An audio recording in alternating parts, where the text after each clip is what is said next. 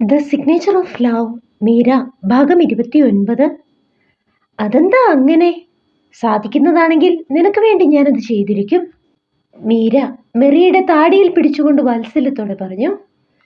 സംസാരിച്ചു മടുത്തതുകൊണ്ടാകാം മെറി തന്റെ റൈറ്റിംഗ് ബോർഡിൽ അതെഴുതി.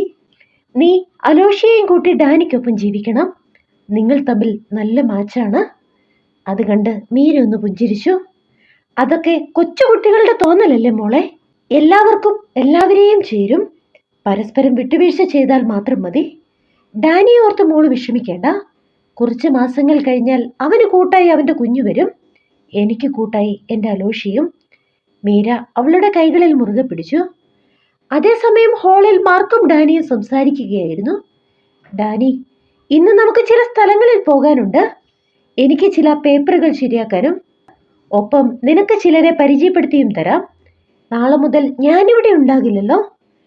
നിനക്ക് സഹായം വേണ്ടി വന്നാൽ അവരൊക്കെ ഉപകരിക്കും. അത് പോട്ടെ, നീ എന്നാണ് ഇംഗ്ലണ്ടിലേക്ക് മടങ്ങുന്നത്? മാർക്ക് ചോദിച്ചു. 1 മാസത്തിനുള്ളിൽ എനിക്ക് തിരികെ പോണം. അവിടെ കുറേയേറെ ജോലികൾ തീർക്കാനുണ്ട്. അതൊക്കെ കഴിഞ്ഞ് ഒരാഴ്ചക്കുള്ളിൽ തന്നെ ഞാൻ ഇങ്ങോട്ട് മടങ്ങി വരും. ഡാനി മറുപടി നൽകി. ഞാൻ എൻ്റെ കാറും തൽക്കാലം വിൽക്കുന്നില്ല. നിനക്കിവിടെ ഒരു വാഹനം വേണമല്ലോ. എപ്പോഴും ടാക്സി വിളിക്കുന്നത് നഷ്ടമാണ്. നിനക്ക് ഇന്റർനാഷണൽ ഡ്രൈവിംഗ് ലൈസൻസ് ഉണ്ടല്ലോ അല്ലേ? ലൈസൻസ് ഒക്കെ ഉണ്ട് മാർക്ക്. പക്ഷേ ഇതൊക്കെ എന്തിനാണ് എനിക്ക് വിട്ടുതരുന്നത് എന്ന് മാത്രം എനിക്ക് മനസ്സിലാവുന്നില്ല. സ്വന്തം സഹോദരങ്ങൾ പോലും ഇങ്ങനെയൊന്നും ചെയ്യാറില്ല. ഡാനിയുടെ സ്വരത്തിൽ നന്ദി നിറഞ്ഞു നിന്നു. ഒന്നുമില്ലായ്മയിൽ നിന്നാണ് ഞാൻ ഈ നിലയിലേക്ക് എത്തിയത്. ഇപ്പോൾ എനിക്ക് ആവശ്യത്തിലധികം പണമുണ്ട്. അതൊരിക്കലും എൻ്റെ മാത്രം സമ്പാദ്യമാണെന്ന് ഞാൻ കരുതുന്നില്ല. മറ്റുള്ളവർക്ക് നന്മ ചെയ്യാൻ ദൈവം എന്നെ ഏൽപ്പിച്ചിരിക്കുന്ന കുറേയേറെ പണം, അത്രമാത്രം. ഒരു മാലാഖയുടെ പുഞ്ചിരിയോടെ മാർക്ക് പറഞ്ഞു. നിങ്ങളോട് എങ്ങനെ നന്ദി പറയണമെന്ന് എനിക്കറിയില്ല മാർക്ക്. ഈ ലോകം അത്രയ്ക്കൊന്നും മോശമായിട്ടില്ലെന്ന് നിങ്ങളെപ്പോലുള്ളവരെ കാണുമ്പോഴാണ് തോന്നുന്നത്. നന്മയുള്ള മനസ്സുകൾ ഇന്നും ഇവിടെ ബാക്കിയുണ്ട്. ഡാനി നിറഞ്ഞ കണ്ണുകളോടെ പറഞ്ഞു. ഒരുപാട് പുകഴ്ത്തി എന്നെ ചെറുതാക്കല്ലേ ഡാനി. മാർക്ക് ഡാനിയുടെ തോളിൽ തട്ടിക്കൊണ്ട് ചിരിച്ചു. എനിക്ക് ഒരേ ഒരു സങ്കടമേ ഉള്ളൂ. എൻ്റെ പ്രിയപ്പെട്ട സുഹൃത്തിനോട് അവന്റെ മകൻ ചെയ്യുന്ന ഈ കാര്യങ്ങൾ മറച്ചു പിടിക്കേണ്ടി വരുന്നതിൽ മാത്രം. എന്തായാലും തൽക്കാലം ഞാൻ ഇതൊന്നും നിന്റെ ഡാഡിയോട് പറയുന്നില്ല. എല്ലാത്തിനും അതിൻ്റെതായ സമയമുണ്ടല്ലോ മാർക്ക്. കാലത്തിന്റെ പൂർണ്ണതയിൽ ഡാഡി എല്ലാം അറിഞ്ഞോളും. എന്തായാലും നമ്മൾ ഇനിയും കാണും. ലണ്ടനിൽ നമ്മൾ അയൽക്കാരാണല്ലോ. ഡാനി മാർക്കിനെ ചേർത്ത് പിടിച്ചുകൊണ്ട് പറഞ്ഞു. അതെ ഡാനി, എനിക്കും ലണ്ടനിലെ വീട് മിസ് ചെയ്യുന്നുണ്ട്. വാങ്ങിയിട്ട് കുറെ കാലമായെങ്കിലും തിരക്കുകൾ കാരണം അവിടെ വരാൻ പറ്റിയിട്ടില്ല. ഇനി എൻ്റെ മകൾക്ക് ആ വീട് ഒരുപാട് ഇഷ്ടപ്പെടും. പ്രത്യേകിച്ച് അവളുടെ പ്രിയപ്പെട്ട കൂട്ടുകാരൻ തൊട്ടടുത്തുള്ളപ്പോൾ അത് കൂടുതൽ മനോഹരമാകും. മാർക്ക് വാത്സല്യത്തോടെ പറഞ്ഞു. ഇനി അധികം സംസാരിച്ചു നിൽക്കേണ്ട. നമുക്ക് അവരോട് യാത്ര ചോദിച്ചിട്ട് ഇറങ്ങിയാലോ? അത് പറഞ്ഞുകൊണ്ട് മാർക്ക് എഴുന്നേറ്റു. ഡാനി ഒരു പുഞ്ചിരിയോടെ അയാളെ അനുഗമിച്ചു. വെളിയിലേക്ക് പോകും മുൻപ് മാർക്ക് മീരയോടായി പറഞ്ഞു. മീര, ഞങ്ങൾ ഇറങ്ങുകയാണ്. മെറിയുടെ സാധനങ്ങളെല്ലാം പായ്ക്ക് ചെയ്യണം. അത്യാവശ്യം വേണ്ട നല്ല വസ്ത്രങ്ങൾ മാത്രം എടുത്താൽ മതി. ബാക്കി പുറത്തേക്ക് വെച്ചോളൂ. ആർക്കെങ്കിലും ആവശ്യമുണ്ടെങ്കിൽ അവരെടുത്തുകൊള്ളും. മാർക്ക് അത് പറയുമ്പോൾ മീര സന്തോഷത്തോടെ തലയാട്ടി. അവൾ ഓർക്കുകയായിരുന്നു വിദേശ രാജ്യങ്ങളിലെ സിസ്റ്റം എത്രമാത്രം നല്ലതാണെന്ന്. ആർക്കെങ്കിലും ആവശ്യമില്ലാത്ത എന്തെങ്കിലും വസ്ത്രങ്ങളോ അല്ലെങ്കിൽ എന്തെങ്കിലും സാധനങ്ങളോ ഉണ്ടെങ്കിൽ അവർ വൃത്തിയായി അത് വീടിന് പുറത്ത് വെക്കും. ആർക്ക് വേണമെങ്കിലും അതെടുക്കാം. പഴയ വസ്ത്രങ്ങളോ പഴയ വസ്തുക്കളോ ഉപയോഗിക്കുന്നതിൽ ആരും മടി കാണിക്കാറില്ല. അന്ന് പകൽ മുഴുവൻ മീരയ്ക്ക് തിരക്കായിരുന്നു. മെറിയുടെ വസ്ത്രങ്ങൾ അടുക്കി വയ്ക്കുക, മുറി വൃത്തിയാക്കുക, അങ്ങനെ ജോലികൾ ഒന്നിനു പുറകെ ഒന്നായി വന്നു. കഠിനമായ അധ്വാനമാണെങ്കിലും മീരയുടെ മുഖത്ത് വലിയൊരു സംതൃപ്തി ഉണ്ടായിരുന്നു. അവൾ ജോലി ചെയ്യുന്നത് മെറി അത്ഭുതത്തോടെ നോക്കിക്കിടന്നു. മീര, നിനക്കെങ്ങനെയാണ് എപ്പോഴും ഇങ്ങനെ സന്തോഷമായി ഇരിക്കാൻ പറ്റുന്നത്? മെറിയുടെ ചോദ്യം കേട്ടുകൊണ്ടാണ് അവളുടെ അമ്മ അവിടേക്ക് വന്നത്. മോളെ, മമ്മിയെപ്പോലെ അല്ല മീര. ജീവിതത്തിലെ വലിയ ക്ലേശങ്ങൾ അവളെ തളർത്തിയിട്ടുണ്ടാകും. പക്ഷേ ഏതൊരു പ്രതിസന്ധിയിലും തന്നെ കാത്തു പരിപാലിക്കാൻ ദൈവമുണ്ടെന്നുള്ള വിശ്വാസമാണ് അവളെ ഇങ്ങനെ കരുത്തുറ്റതാക്കുന്നത്. ഈ മമ്മ പോലും പലതും മീരയിൽ നിന്നും പഠിച്ചിട്ടുണ്ട്. ഞാൻ പറഞ്ഞത് ശരിയല്ലേ മീര? മെറിയുടെ അരികിലേക്കിരുന്ന് അവൾ വാത്സല്യത്തോടെ മീരയെ നോക്കി ചോദിച്ചു. മീര മറുപടി പറയാൻ തുടങ്ങുമ്പോഴേക്കും അവളുടെ ഫോൺ ബെല്ലടിച്ചു. അത് ഇന്റർനാഷണൽ കോളാണെന്ന് മനസ്സിലാക്കിയ മെറിയുടെ അമ്മ ഫോൺ എടുക്കാൻ കണ്ണുകൾ കൊണ്ട് ആംഗ്യം കാണിച്ചു. സംസാരത്തിനിടയിൽ മീരയുടെ കണ്ണുകൾ നിറയുന്നത് കണ്ട് അവർ പരിഭ്രമത്തോടെ എഴുന്നേറ്റു. "Is it all okay?" Mary ആവുന്നത്ര ശബ്ദമുയർത്തി ചോദിച്ചു. അപ്പോഴേക്കും മീര ഫോൺ വെച്ചിരുന്നു. "ഓ സോറി, അത് അലോഷയായിരുന്നു. പെട്ടെന്ന് അവന്റെ ശബ്ദം കേട്ടപ്പോൾ ഞാൻ അറിയാതെ കരഞ്ഞു പോയതാണ്. അവിടെ കുഴപ്പമൊന്നുമില്ല. അവനെ ഇന്ന് ആശുപത്രിയിൽ നിന്നും ഡിസ്ചാർജ് ചെയ്യും." മേരിയുടെ വാക്കുകൾ കേട്ടപ്പോൾ മെറിയുടെ അമ്മ ആശ്വാസത്തോടെ മുകളിലേക്ക് നോക്കി കൈകൂപ്പി. "എന്റെ ചോദ്യത്തിന് ഇപ്പോഴും ഉത്തരം കിട്ടിയിട്ടില്ല മീര," അവർ പുഞ്ചിരിയോട് ഓർമ്മിപ്പിച്ചു. "ഒരു കണക്കിന് നിങ്ങൾ പറഞ്ഞത് ശരിയാണ്. എന്നെ പരിപാലിക്കുന്ന ഒരു ദൈവം മുകളിലുണ്ടെന്ന വിശ്വാസമാണ് എന്നെ നയിക്കുന്നത്. പക്ഷെ ചിലപ്പോഴൊക്കെ ഞാനും വെറുമൊരു സാധാരണ സ്ത്രീയായി മാറാറുണ്ട്. എനിക്കും സങ്കടങ്ങളുണ്ട്. പക്ഷേ അതെല്ലാം മറ്റുള്ളവരെ അറിയാതെ കാത്തു സൂക്ഷിക്കാൻ ഞാൻ എപ്പോഴും ശ്രമിക്കാറുണ്ട്." മീര വിനയത്തോടെ മറുപടി നൽകി. "മമ്മ, ഇന്ന് ഞാൻ മീരയോടൊപ്പം കിടന്നോട്ടെ? നാളെ മുതൽ നമുക്ക് എന്നും ഒരുമിച്ച് കിടക്കാമല്ലോ?" മമ്മ തന്റെ കട്ടിലിലേക്ക് കയറാൻ തുടങ്ങുന്നത് കണ്ടപ്പോൾ മെറി ചോദിച്ചു. മീരയും പ്രതീക്ഷയോടെ ആ സ്ത്രീയുടെ മുഖത്തേക്ക് നോക്കി. "ഓ സോറി മോളെ, മമ്മ അത് ശ്രദ്ധിച്ചില്ല. തീർച്ചയായും ഇന്ന് നീ മീരയുടെ കൂടെ കിടന്നോളൂ. പക്ഷേ ഉറങ്ങാൻ ഒത്തിരി വൈകരുത് കേട്ടോ. നാളെ ഉച്ചയ്ക്കാണ് ഫ്ലൈറ്റ്. എങ്കിലും ടെല്ലവീവിലേക്ക് ഒരുപാട് ദൂരമുള്ളത് കൊണ്ട് നമുക്ക് നേരത്തെ തന്നെ ഇറങ്ങണം." അവൾ മകളുടെ നെറുകയിൽ ചുംബിച്ചുകൊണ്ട് പുറത്തേക്ക് നടന്നു. മെറി മീരയോട് ചേർന്ന് കിടന്നു. "മീര, നാളെ ഞാൻ പോകും. ചിലപ്പോൾ നമ്മൾ ഇനി ഒരിക്കലും കണ്ടില്ലെന്ന് വരും. നീ എന്നെ മറന്നു പോകുമോ?" "അതെങ്ങനെയാ മോളെ മീരയ്ക്ക് നിന്നെ മറക്കാൻ കഴിയുന്നത്? എനിക്ക് അലോഷയെ പോലെ തന്നെയാണ് നീയും. നമ്മളിനി ഒരിക്കലും നേരിൽ കണ്ടില്ലെങ്കിലും എൻ്റെ പ്രാർത്ഥനയിലും മനസ്സിലും എന്നും എൻ്റെ മോളുണ്ടാകും." മീര അവളുടെ തലമുടിയിൽ തലോടി. "കുറെ നാളുകൾ കഴിയുമ്പോൾ എൻ്റെ മോളുടെ അവസ്ഥയ്ക്ക് മാറ്റം വരും. നീ നന്നായി നടക്കും. അന്ന് നിനക്കൊരു ബോയ് ഫ്രണ്ട് ഉണ്ടാകും. അന്ന് നീ അവനെയും കൂട്ടി ഈ അമ്മയെ കാണാൻ വരില്ലേ?" നിറഞ്ഞ കണ്ണുകളോടെ മീര ചോദിച്ചു. "തീർച്ചയായും മീര. ഇത്രയും കാലം ഞാൻ കരുതിയിരുന്നത് ഞാൻ ഭാഗ്യമില്ലാത്ത കുട്ടിയാണെന്നാണ്. പക്ഷെ ഇപ്പോഴാണ് എനിക്ക് മനസ്സിലാകുന്നത് ഞാൻ ഒത്തിരി ഭാഗ്യമുള്ളവളാണെന്ന്. ഞാൻ പറഞ്ഞത് ശരിയല്ലേ മീര?" മെറിയുടെ ചോദ്യം കേട്ട് മീര അവളെ ഒന്ന് നോക്കി. "നിനക്ക് മനസ്സിലായില്ലല്ലേ? ഞാൻ പറയാം. ഈ ലോകത്ത് ജനിക്കുന്ന എല്ലാവർക്കും ഒരൊറ്റ അമ്മയെ കാണും. പക്ഷെ എനിക്ക് ദൈവം രണ്ടമ്മമാരെ തന്നു. പക്ഷെ നിങ്ങൾ തമ്മിൽ ചെറിയൊരു വ്യത്യാസമുണ്ട്." മെറി വലിയ ആലോചനയോടെ പറഞ്ഞു. "എന്ത് വ്യത്യാസം മോളെ?" "ഒന്ന് നിന്നെ പ്രസവിച്ച അമ്മ, പിന്നെ നിന്നെ നോക്കാൻ ദൈവം ഏൽപ്പിച്ചു തന്ന ഈ ഞാനും. അത്രയല്ലേ ഉള്ളൂ?" മീര ആകാംക്ഷയോട് ചോദിച്ചു. "അയ്യേ, അതൊന്നുമല്ല. ഈ മീരയ്ക്ക് ഒന്നും അറിയില്ല." മെറി കുസൃതിയോടെ ചിരിച്ചു. "എൻ്റെ മമ്മ ഡാഡിയുടെ ഭാര്യയാണ്. നിനക്ക് പക്ഷേ ഡാഡിയുടെ ഭാര്യയാകാൻ കഴിയില്ല. അത്രേ ഉള്ളൂ വ്യത്യാസം." അത് പറഞ്ഞ് മെറി പൊട്ടിച്ചിരിച്ചു. ആ തമാശയിൽ പങ്കുചേരാതിരിക്കാൻ മീരയ്ക്കുമായില്ല. "മീര, എനിക്ക് ബോയ് ഫ്രണ്ട് ഉണ്ടാകുമോ എന്നൊന്നും എനിക്കറിയില്ല. പക്ഷെ എൻ്റെ ഈ അവസ്ഥ മാറാൻ ഞാൻ കഠിനമായി പരിശ്രമിക്കും. എന്നെങ്കിലും എനിക്ക് നന്നായി നടക്കാനായാൽ ഞാൻ ഈ അമ്മയെ തേടി വരും. അന്ന് മകനോടൊപ്പം സന്തോഷമായി ജീവിക്കുന്ന എൻ്റെ അമ്മയെ എനിക്ക് കാണണം." മെറി മീരയുടെ കൈകളിൽ മുറുകെ പിടിച്ചു. വാക്കുകൾ പെറുക്കി പെറുക്കി സംസാരിക്കാൻ അവൾ ഒത്തിരി കഷ്ടപ്പെടുന്നുണ്ടായിരുന്നു. എങ്കിലും അവൾ തുടർന്നു. "പിന്നെ എൻ്റെ ഡാഡി മീരയ്ക്ക് എന്തെങ്കിലും ഔദാര്യം ചെയ്തുവെന്ന് ഒരിക്കലും വിചാരിക്കരുത്. ഇതെല്ലാം മീരയുടെ അവകാശമാണ്. മീരയുടെ നല്ല സ്വഭാവത്തിന് ദൈവം നൽകുന്ന സമ്മാനം. മോളെ, നീ എന്നെ കാണാൻ വരുന്ന ആ നല്ല കാലത്തിനായി ഞാൻ കാത്തിരിക്കും. നമ്മൾ കണ്ടാലും ഇല്ലെങ്കിലും മുന്നോട്ടുള്ള ഓരോ ദിവസവും നീ എൻ്റെ മനസ്സിലുണ്ടാകും.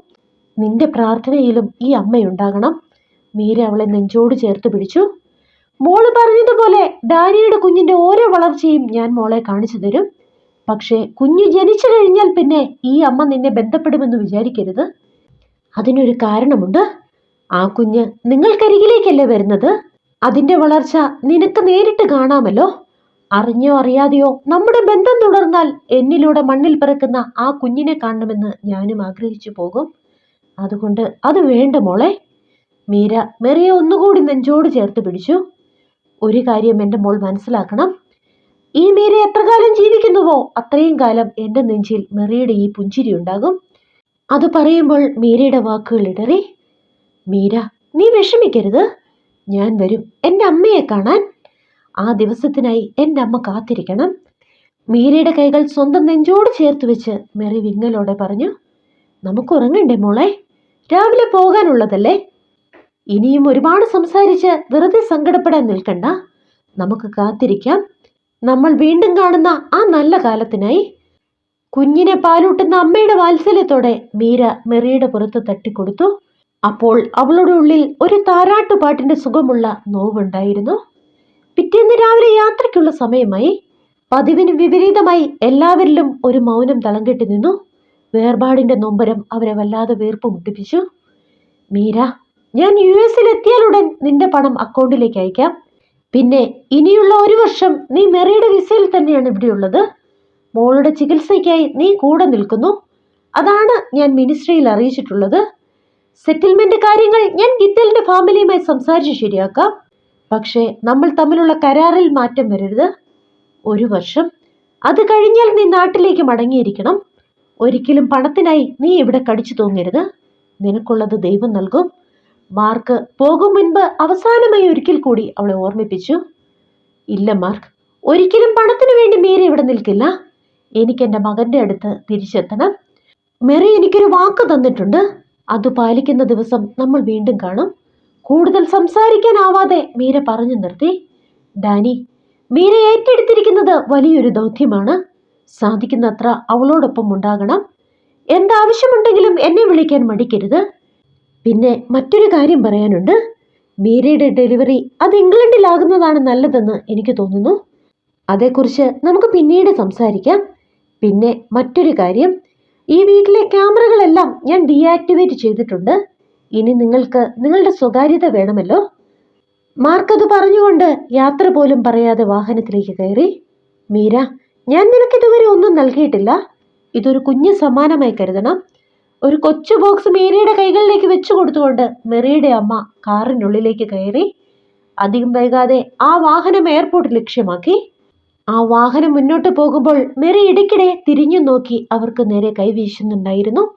അപ്പോൾ ആ കുഞ്ഞു കണ്ണുകൾ വല്ലാതെ നിറഞ്ഞിരുന്നു. അവർ മറയുന്നതുവരെ നോക്കി നിന്ന ശേഷം മീരയും ഡാനിയും പതുക്കെ അകത്തേക്ക് നടന്നു. മീര, ഞാനിനി എന്താണ് ചെയ്യേണ്ടത്? ഇന്ത്യൻ ആഹാരമൊന്നും എനിക്കത്ര വശമില്ല. പറഞ്ഞു തന്നാൽ ഞാൻ ചെയ്യാം. അകത്തെത്തിയപ്പോൾ സിഗാൾ വിനയത്തോടെ ചോദിച്ചു. സിഗാൾ, നീ ഒന്നും ഓർത്ത് വിഷമിക്കേണ്ട. മെറി പോയി. ഇനി കുറച്ചുനാൾ നമ്മൾ മാത്രം. ആഹാരം ഉണ്ടാക്കുന്നതും കഴിക്കുന്നതുമെല്ലാം നമുക്ക് ഒരുമിച്ചാകാം. ഇനി ഫോർമാലിറ്റികളൊന്നും വേണ്ട. മീര സിഗാളിനെ ചേർത്ത് പിടിച്ചു. മാർക്ക് പറഞ്ഞത് ഇനി മീര പറയുന്നത് കേൾക്കണമെന്നാണ്. എനിക്കൊന്നും മനസ്സിലാകുന്നില്ല. സിഗാൾ സംശയത്തോടെ മീരയെ നോക്കി. അതൊക്കെ പതുക്കെ മനസ്സിലാക്കാം സിഗാൾ. തൽക്കാലം നിങ്ങൾക്ക് കുറച്ച് ദിവസം വീട്ടിലേക്ക് പോകാം. ഇനി വരാനിരിക്കുന്ന ദിവസങ്ങളിൽ ഞങ്ങൾ കുറച്ച് തിരക്കിലായിരിക്കും. അത് കഴിഞ്ഞാൽ നിങ്ങൾക്ക് ഇവിടെ തന്നെ നിൽക്കേണ്ടി വരും. അതുകൊണ്ട് ഒരാഴ്ചത്തെ അവധി എടുത്തോളൂ. ആ ദിവസങ്ങളിലെ ശമ്പളമൊന്നും മുടങ്ങില്ല. ഡാനി അവർക്ക് മറുപടി നൽകി. ഡാനിയുടെ വാക്കുകൾ സിഗാളിന് വലിയ ആശ്വാസമായി. അവർ സന്തോഷത്തോടെ യാത്രയായി. മെറിയുടെ അമ്മ നൽകിയ ഒരുപാട് സമ്മാനങ്ങളും പേറിയാണ് സിഗാൾ മടങ്ങിയത്. ഡാനി, ഇന്ന് ബെന്നിനെയും ലൂയെയും കൂടി ഇങ്ങോട്ട് വിളിക്കാമോ? എല്ലാവർക്കും ഇന്ന് ഇവിടെ തങ്ങാം. ഭക്ഷണം ഞാൻ ഉണ്ടാക്കാം, മീര ചോദിച്ചു. ഓ മീര, നിനക്കെന്നെ അത്രയ്ക്ക് പേടിയാണോ? ഡാനി കുസൃതിയോടെ ചിരിച്ചു. പേടിക്കേണ്ട മീര, എൻ്റെ കുഞ്ഞിൻ്റെ അമ്മയെ ഞാൻ ഒന്നും ചെയ്യില്ല. എന്തായാലും തൻ്റെ ആഗ്രഹം പോലെ ഞാൻ അവരെ ഇങ്ങോട്ട് വിളിക്കാം. അങ്ങനെയെങ്കിലും കുറച്ച് നല്ല ഇന്ത്യൻ ഭക്ഷണം കഴിക്കാമല്ലോ. ഒരു കള്ളച്ചിരിയോടെ ഡാനി ഫോൺ എടുക്കുമ്പോൾ മീര നേർത്ത പുഞ്ചിരിയോടെ അടുക്കളയിലേക്ക് നടന്നു. തൻ്റെ അതിഥികൾക്കായി അത്യധികമായ സ്നേഹത്തോടെ ഭക്ഷണം തയ്യാറാക്കുമ്പോൾ അവളുടെ മനസ്സ് ഒരു കടൽ പോലെ പ്രക്ഷുബ്ധമായിരുന്നു. നാളെ മുതൽ തൻ്റെ ജീവിതം മാറി മറിയുകയാണ്. താൻ വീണ്ടും ഒരമ്മയാകാൻ പോകുന്നു. ആ ചിന്ത ഉള്ളിലേക്ക് വന്നപ്പോൾ സ്വയം അറിയാതെ അവളുടെ കൈകൾ അവളുടെ ഉദരത്തിലേക്ക് നീങ്ങി. അവളുടെ ഓർമ്മകൾ വർഷങ്ങൾക്ക് പിന്നിലേക്ക് പാഞ്ഞു. അലോഷി തന്റെ ഉദരത്തിൽ തുടിക്കുന്നു എന്നറിഞ്ഞ ആ നിമിഷത്തിലേക്ക്. അന്ന് എന്തായിരുന്നു എന്റെ വികാരം? അവൾ സ്വയം ചോദിച്ചു. സന്തോഷമായിരുന്നോ? അല്ല. ഒരു യാഥാസ്ഥിതിക കുടുംബത്തിൽ പിറന്ന ആരോരുമില്ലാത്ത പെൺകുട്ടി വിവാഹിതയാകാതെ ഗർഭിണിയാകുക എന്നത് ഒരു ശാപമായാണ് അന്ന് തനിക്ക് തോന്നിയത്. മുള്ളുകൾ നിറഞ്ഞ വഴിയിലൂടെയായിരുന്നു അന്നത്തെ തന്റെ യാത്ര. അലോഷി ഇന്നൊരു അന്തർമുഖനായത് ഒരുപക്ഷെ തന്റെ ഉദരത്തിൽ കിടന്നപ്പോൾ അവൻ അനുഭവിച്ച ആ വേദനകൾ കൊണ്ടായിരിക്കാം. മീര വിങ്ങലോടെ ഓർത്തു. പക്ഷെ ഇന്ന് കാര്യങ്ങൾ വ്യത്യസ്തമാണ്. ഇനി തന്റെ ഉദരത്തിൽ വളരാൻ പോകുന്നത് ഡാനിയുടെയും കേരന്റെയും കുഞ്ഞാണ്. ആരോരുമില്ലാത്ത തന്നെ ചേർത്ത് പിടിച്ച തന്റെ പ്രിയപ്പെട്ടവർക്ക് താൻ നൽകുന്ന ഏറ്റവും വലിയ ഉപകാരം. ഈ ഗർഭകാലം ആകുലതകളില്ലാതെ ചെലവഴിക്കണം. അങ്ങനെയെങ്കിൽ മാത്രമേ മിടുക്കനായ ഒരു കുഞ്ഞിന് ജന്മം നൽകാൻ തനിക്കാകൂ. അവൾ മനസ്സിൽ ഉറപ്പിച്ചു. പ്രസവശേഷം ആ കുഞ്ഞിനെ നെഞ്ചോട് ചേർക്കാൻ നിനക്ക് യാതൊരു അവകാശവുമില്ല.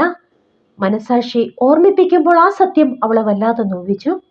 എങ്കിലും തന്റെ ഉദരത്തിലായിരിക്കുന്ന ആ 9 മാസക്കാലം ലോകത്തിലെ എല്ലാ സ്നേഹവും ആ കുഞ്ഞിന് നൽകാൻ അവൾ തീരുമാനിച്ചു.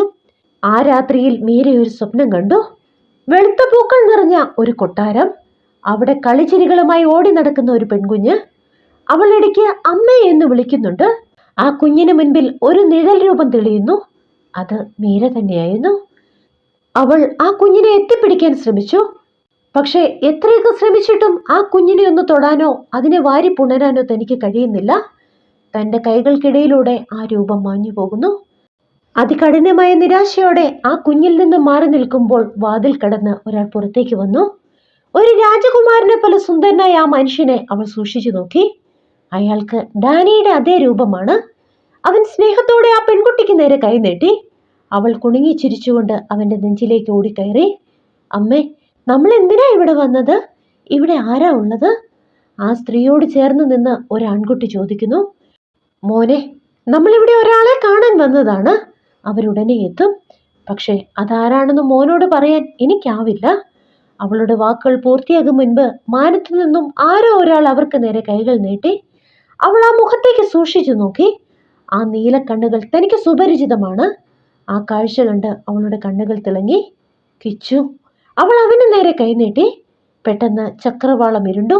എവിടെ നിന്നോ കൊടുങ്കാറ്റ് ആഞ്ഞടിച്ചു. ആ കൊടുങ്കാറ്റിൽപ്പെട്ട് തന്റെ പ്രാണൻ പറന്നകന്നു പോകുന്നത് കണ്ട് അലറിക്കരഞ്ഞുകൊണ്ട് മീര ഉണർന്നു. അപ്പോൾ പുറത്തു മഴ ശക്തിയോടെ പെയ്യുന്നുണ്ടായിരുന്നു. മറ്റൊരു ദുരന്തത്തിന്റെ കാഹളം പോലൊരു മഴ. പിന്നീടുള്ള അവരുടെ ദിവസങ്ങൾ തിരക്കിൻ്റെതായിരുന്നു. ആശുപത്രിയും മന്ത്രാലയങ്ങളും പരിശോധനകളും. ഒടുവിൽ 1 മാസത്തിന് ശേഷം IVF ചികിത്സയ്ക്കുള്ള അനുമതി ലഭിച്ചു. ഇതൊരു വലിയ കടമ്പയാണ്, ഡോക്ടർ അവരെ ഓർമ്മിപ്പിച്ചു. എല്ലാത്തിനുമൊടുവിൽ ഡോക്ടർ മീരയുടെ ഗർഭപാത്രത്തിലേക്ക് ആ എംബ്രിയോ നിക്ഷേപിച്ചു. പിന്നീടുള്ള 15 ദിവസങ്ങൾ കടുത്ത ആശങ്കയുടേതായിരുന്നു. ഇത് പരാജയപ്പെട്ടാൽ ഞാൻ എന്തു ചെയ്യും മീര? ഡാനി ഭയത്തോട് ചോദിച്ചു. നമ്മുടെ ഉദ്ദേശം ശുദ്ധമാണെങ്കിൽ ദൈവം നമ്മെ കൈവിടില്ല ഡാനി, മീര അവനെ ആശ്വസിപ്പിച്ചു. 16-ാം ദിവസം ആ സന്തോഷ വാർത്ത അവരെ തേടിയെത്തി. മീര, അവൾ ഗർഭിണിയാണ്. ആ വിവരമറിഞ്ഞ് ഡാനി സന്തോഷം കൊണ്ട് തുള്ളിച്ചാടി. അവന്റെ കണ്ണുകൾ നിറഞ്ഞൊഴുകി. മീര, എന്റെ കുഞ്ഞിനെ നീ നന്നായി നോക്കില്ലേ? അവൻ അവളുടെ കൈകളെ ചേർത്ത് പിടിച്ചുകൊണ്ട് ചോദിച്ചു. തീർച്ചയായും ഡാനി, ഇനിയുള്ള 9 മാസക്കാലം ഈ കുഞ്ഞ് എന്റേതാണ്. അതിനുശേഷം മാത്രമേ നിനക്കതിൽ അവകാശമുള്ളൂ. അതുവരെ ഈ കുഞ്ഞു ജീവൻ എന്റെ ജീവന്റെ ഭാഗമാണ്. അതിന് ഒരു സ്നേഹവും ഞാൻ നിഷേധിക്കില്ല. അത് പറയുമ്പോൾ മീരയുടെ കണ്ണുകൾ നിറഞ്ഞൊഴുകി. മാസങ്ങൾ കടന്നുപോയി. ഇതിനിടയിൽ മീരയുടെ ജീവിതത്തിലും പല മാറ്റങ്ങളും വന്നു. മാർക്ക് അവളുടെ കടങ്ങളെല്ലാം വീട്ടി. അവളുടെ ഭാവി സുരക്ഷിതമാക്കാൻ വലിയൊരു തുക അദ്ദേഹം ബാങ്കിൽ നിക്ഷേപിച്ചു. ഇത്രയേറെ സ്നേഹിക്കപ്പെടാൻ എനിക്ക് എന്ത് യോഗ്യതയാണുള്ളത്? എല്ലാം അറിഞ്ഞ് മീര കണ്ണീരോട് ചോദിച്ചു. മീര, നിന്റെ യോഗ്യത അത് ഞങ്ങൾക്കറിയാം. നീ സന്തോഷവതിയായിരിക്കുക. അത് മാത്രമായിരുന്നു മാർക്കിന്റെ മറുപടി. ആ കാലഘട്ടങ്ങളിലൊക്കെ ഒരു പുരുഷൻ ഗർഭകാലത്ത് തന്റെ ഭാര്യയ്ക്ക് കൊടുക്കേണ്ട എല്ലാ കടമകളോടും കൂടി ഡാനി അവളെ ചേർത്തു പിടിച്ചു. ആ ഗർഭകാലം അവൾക്ക് ഏറ്റവും സുന്ദരമായ കാലമായിരുന്നു. ഒരു ഭർത്താവിന്റെ സ്നേഹവും വാത്സല്യവും അവൾ ആവോളം അനുഭവിച്ചു. ഈ കാലഘട്ടം അവസാനിക്കാതിരുന്നെങ്കിൽ എന്നുപോലും അവൾ ആഗ്രഹിച്ചു പോയി. അത്രമേൽ സുന്ദരമായിരുന്നു ആ കാലങ്ങൾ. ദിവസങ്ങളും മാസങ്ങളും അതിവേഗം കടന്നുപോയി. മീര, ഈ കുഞ്ഞിനെ തിരികെ കൊടുക്കുമ്പോൾ നിനക്ക് വല്ലാതെ വേദനിക്കും. നീ അത്രമേൽ സെൻസിറ്റീവാണ്. മീരയെ കൂടുതൽ മനസ്സിലാക്കിക്കൊണ്ട് സിഗാളായിരുന്നു അത് പറഞ്ഞത്. വേദനിക്കും സിഗാൾ, പക്ഷേ ഇതൊരു വാക്കാണ്. പ്രസവശേഷം കുഞ്ഞിന്റെ മുഖം പോലും നോക്കാതെ ഞാൻ ആ കുഞ്ഞിനെ ഡാനിയെ ഏൽപ്പിക്കും. ആ വേദന സഹിക്കാനുള്ള കരുത്ത് എനിക്കുണ്ട്. അത് പറയുമ്പോൾ മീരയുടെ കണ്ണുകളിൽ ഒരുതരം നിശ്ചയദാർഢ്യമുണ്ടായിരുന്നു. അപ്പോഴും പുറത്തു മഴ ശക്തമായി പെയ്യുന്നുണ്ടായിരുന്നു. The signature of love Meera തുടരും. അടുത്ത ഭാഗവുമായി ഉടൻ കാണും വരെ ബൈ ബൈ, സ്റ്റേ സേഫ്.